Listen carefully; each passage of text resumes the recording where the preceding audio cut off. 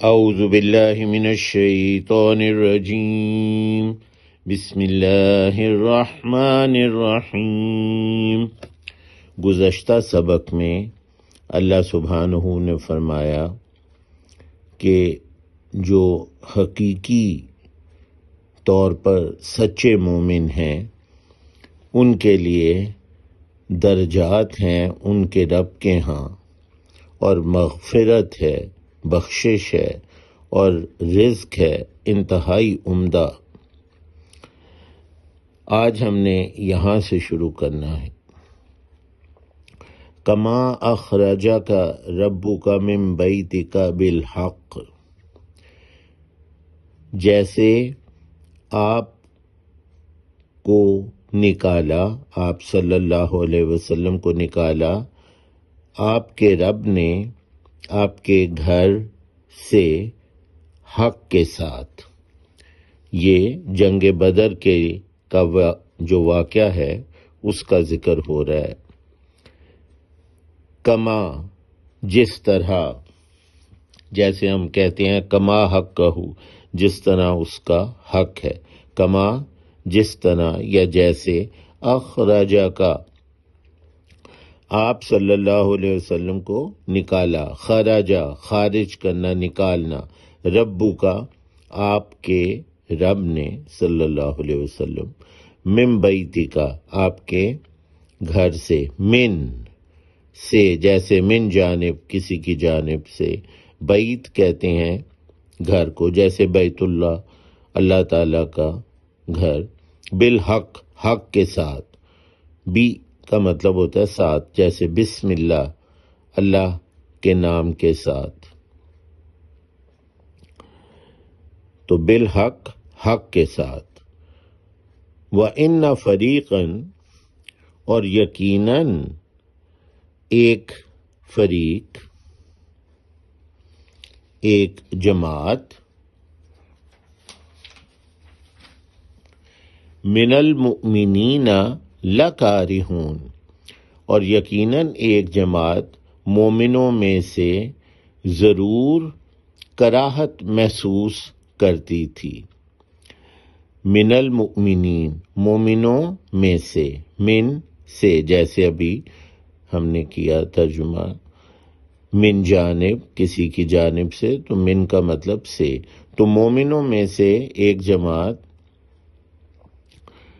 ضرور کراہت محسوس کرتی تھی، ناپسند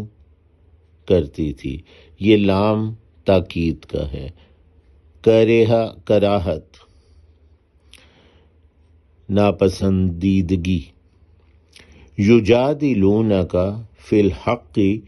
بعد ما تبین کأنما یساقون الی الموت وہم ینظرون، وہ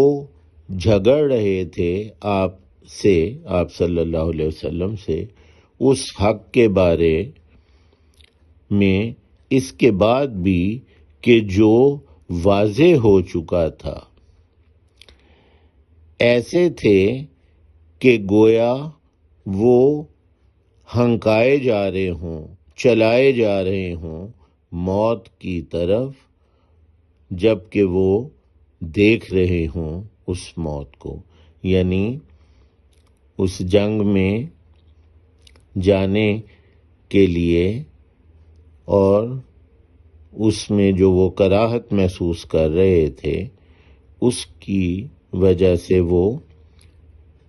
جھگڑ رہے تھے۔ جدلا، جنگ و جدل، جیسے ہم کہتے ہیں نا، جنگ و جدل، جھگڑا کرنا، جدال، جنگ و جدل،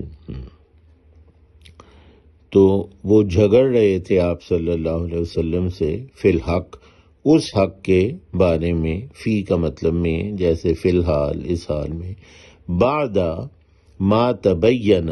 بعد اس کے بھی کہ جو واضح ہو چکا تھا۔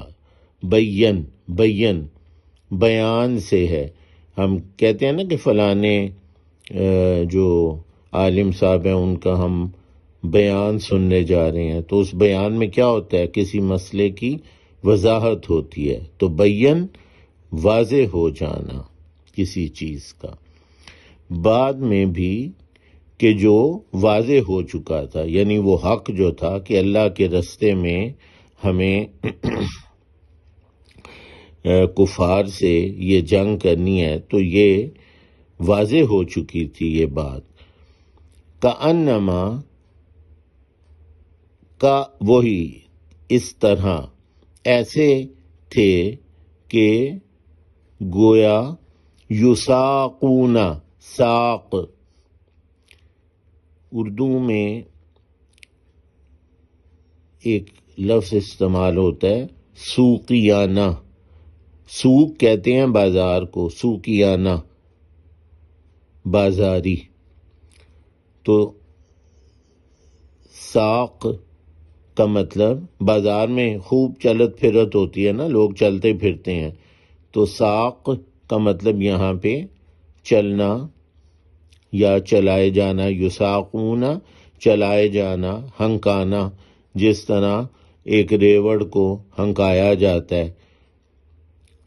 اسے پش کیا جاتا ہے، دھکیلا جاتا ہے، اس طرح وہ محسوس کر رہے تھے۔ ایسے تھے کہ گویا وہ ہنکائے جا رہے ہوں، چلائے جا رہے ہوں الی الموت، موت کی طرف، وہم ینظرون، جب کہ وہ دیکھ رہے ہوں،